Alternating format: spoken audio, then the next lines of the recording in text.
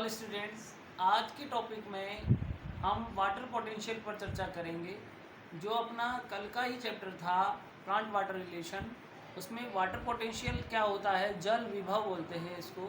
जल विभव क्या होता है और जल विभव का अन्य दावों से क्या संबंध होता है, इस टॉपिक को आज अपन इस वीडियो में डिस्कस करेंगे। तो आज का टॉपिक अपन शुरू करते हैं। Let's we start now. जल विभव अवधारणा जो है वो आर के स्टेलियर तथा एस ए टायलर द्वारा 1960 में प्रस्तुत की गई थी। इसके अनुसार ऊष्मागतिकी के नियमानुसार किसी भी तंत्र में के प्रत्येक घटक में कुछ ऊर्जा मुक्त होती है जो उसे कार्य करने की क्षमता देती है। ऊष्मागतिकी के नियम आपने पढ़े होंगे। उस नियमों में हमने कभी पढ़ा था कि जब ऊर्जा मुक्त होती है तो उसी ऊर्जा को जो है कार्य करने में प्रयोग किया जाता है। तो यहाँ पर अपन परासरण की क्रिया में देखे थे कि परासरण की क्रिया में जब जल के अणु अर्धपारगम्य झिल्ली के अंदर और बाहर की तरफ गति करते हैं तो उन्हें भी मुक्त ऊर्जा की आवश्यकता होती है। अतः यदि किसी कोशिका को जल में रखा जाए तो शुद्ध जल के अणु कोशिका के विलयन में उपस्थित जल के अणुओं के बीच मुक्त ऊर्जा के अंतर को उस तंत्र का जल विभव कहते हैं। ये तो परिभाषा हो गई, लेकिन अब इसको अपन समझने का प्रयास करें। देखिए बच्चों, मान लीजिए ये कोई एक कोशिका है। इस कोशिका की ये कोशिका भित्ति है और अंदर होती है कोशिका झिल्ली। कोशिका के अंदर होता है जीव द्रव्य, और यदि इस कोशिका को यदि अपन एक पात्र में रख दें और उस पात्र के अंदर भर दिया जाए शुद्ध जल, तो शुद्ध जल जो है ये परासरण की क्रिया के द्वारा कहाँ जाएगा, कोशिका के अंदर जाएगा। ठीक है, तो यहाँ पर ये जो शुद्ध जल है ये अधिक मात्रा में कोशिका के अंदर जाएगा, क्योंकि जल की मात्रा ज़्यादा यहाँ है, जल की मात्रा कम यहाँ है। तो हम जानते हैं कि परासरण किसको बोलते हैं। परासरण मतलब अधिक सांद्रता से कम सांद्रता की ओर गमन जल के अणुओं का।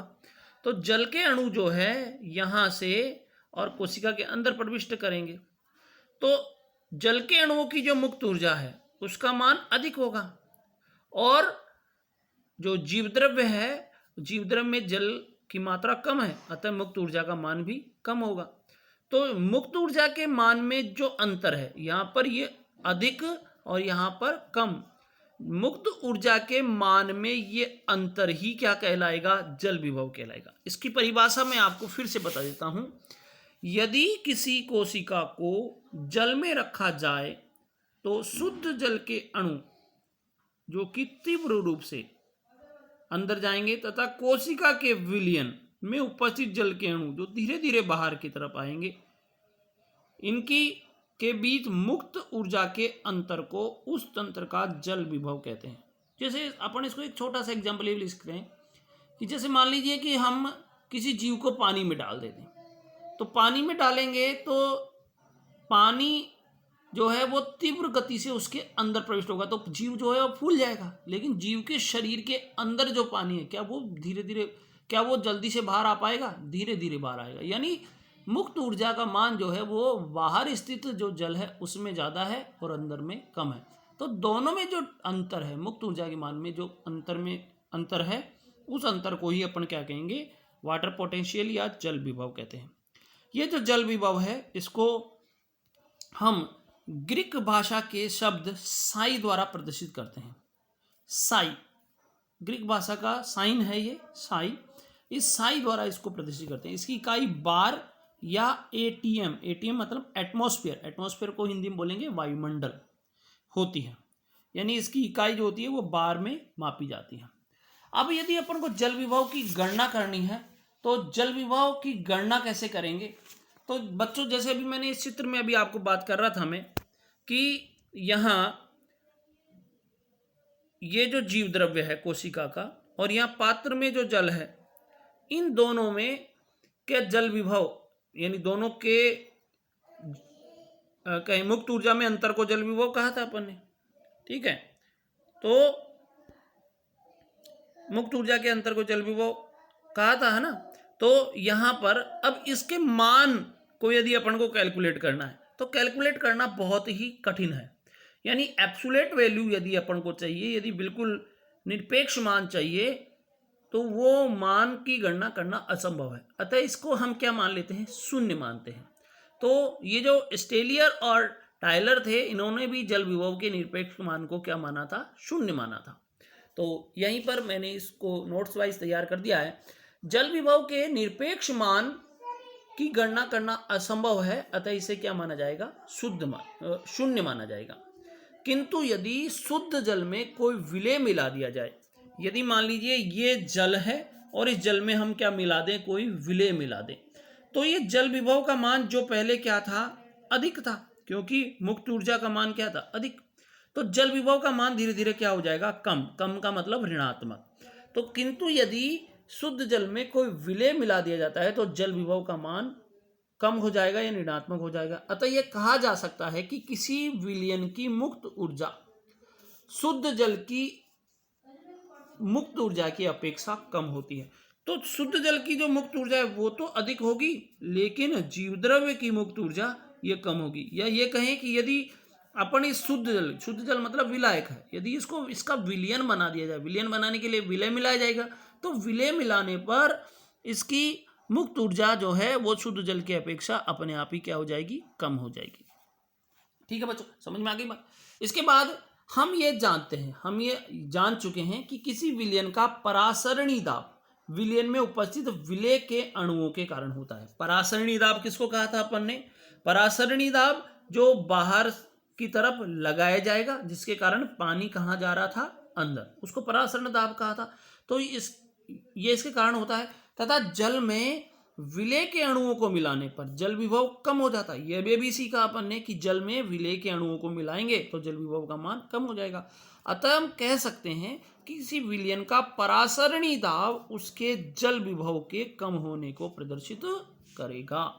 यानी परासरण दाब और जल विभव ये दोनों एक ही चीज को प्रदर्शित कर रहे हैं। तो अब इसको अपन क्या बोलेंगे, परासरण विभव या ऑस्मेटिक पोटेंशियल कहेंगे। इसको अपन प्रदर्शित करेंगे साई एस के द्वारा। ठीक है, तो ये परासरण विभव आप समझ गए।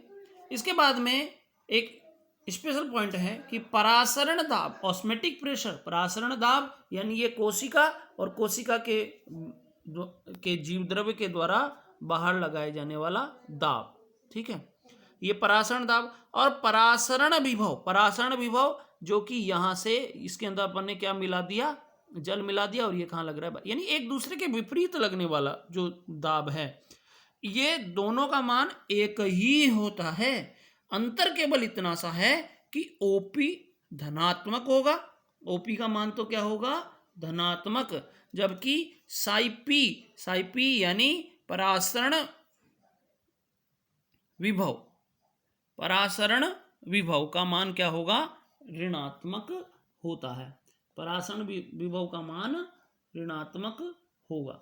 ठीक है बच्चों, ये यहाँ पर करेक्शन कर लीजिए, ये साई एस है, ये साई पी है यहाँ।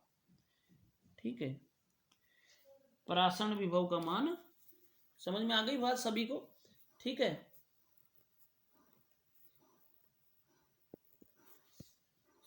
सॉरी एक मिनट, परासरण विभव है ना, पोटेंशियल ऑस्मेटिक प्रेशर, तो ये साई एस ही होगा। सॉरी, यहाँ करेक्शन करें वापस, इसको साई एस ही करें, साई एस ही वापस देता हूँ मैं, साई एस। ठीक है, तो ये साई एस है। तो ठीक है बच्चों, तो परासरण विभव इसको यहाँ साई एस करें, साई एस का मान ऋणात्मक होगा। ठीक है, इसके बाद में यदि अपन इसको एक परासरण तंत्र को एक परिकल्पना में देखें, यानी परिकल्पना मतलब प्रयोग द्वारा सिद्ध करने की कोशिश करें, तो मान लीजिए यह हमने एक चीनी का सांद्र घोल बना रखा है, जिसको एक झिल्ली के अंदर डाल रखा है, जिसका नाम दिया है अर्धपारगम्य झिल्ली। चीनी का सांद्र घोल का मतलब जिसमें चीनी क्या हो, ज्यादा, और तनु का मतलब जिसमें चीनी क्या हो, कम। तो चीनी चीनी की मात्रा जिसमें ज़्यादा है उसको तो डाल दिया अपन ने एक अर्धपारगम झिल्ली के अंदर, और दूसरे चीनी का जो तनु घोल है उसको एक पात्र के अंदर डाल दिया। अब इस झिल्ली को, अर्धपारगम झिल्ली को इस पात्र में रखने पर, इसमें पानी ज़्यादा है, इसमें पानी कम है, तो पानी जो है कहाँ जाएगा, कोशिका के अंदर, यानी अर्धपारगम झिल्ली से होता हुआ अंदर जाएगा। अंदर जाएगा तो कुछ समय के बाद में ये थैली क्या हो जाएगी, स्फीत हो जाएगी, यानी फूल जाएगी। थैली क्या हो गई बच्चों, फूल गई। थैली के फूलने का कारण क्या है, क्योंकि जल के अणु थैली के भीतर प्रविष्ट हो जाते हैं।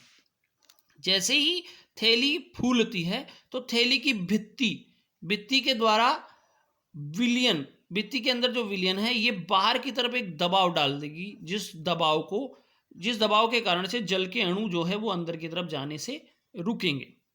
तो इस दाब को थैली की भित्ति विलयन में दबाव डालती है, जिससे भित्ति जल के अणुओं को अंदर आने से रोकेगी। इस दाब को क्या कहेंगे, स्फीत दाब, टर्गर प्रेशर। ये कल भी बताया था मैंने आपको, टर्गर प्रेशर स्फीत दाब कहते हैं।